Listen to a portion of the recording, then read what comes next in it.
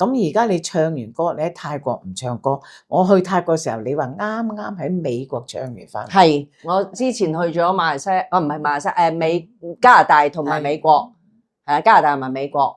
咁就去咗嗰度唱歌咁啦。其實我唔係唔唱歌㗎，我好中意唱歌。頭先就係話你出唱片，哇好開心啊！我好中意唱歌。其實我冇諗住要放棄任何唱歌，即係只不過係話係咪職業咧？究竟不過就算唔係職業，我自己喺屋企都自己唱卡拉 OK 唱到癲咗㗎。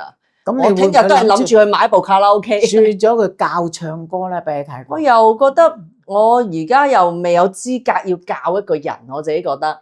咁所以咧，我自己中意嘛，我自己都學緊啊！而家我自己都學緊唱歌啊！即係我覺得學係無止境嘅，即係好多樣嘢都係你有好多嘢係需要學嘅。即係我自己覺得啦，咁樣譬如我而家又學彈琴啦，又學唱歌啦，又學泰文啦。我去完日本啊，亂咁講啲泰文啊，因為亂咗啊，亂咗。跟住我就覺得唔得啦，我要學翻啲泰文啊，係咪學翻啲日文啊？咁我就日文同埋泰文一齊學。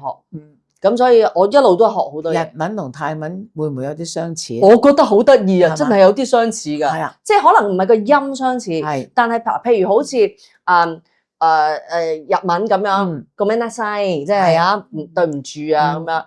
泰文 kotonaka 係咪好似日文啊？kotonaka，即係佢都係嗰幾個字，即係好似4個字。當然唔係話個音係完全相似，係啦，但係個好似節拍，係啦，好似唱歌個節拍都係4拍4，都係3拍3。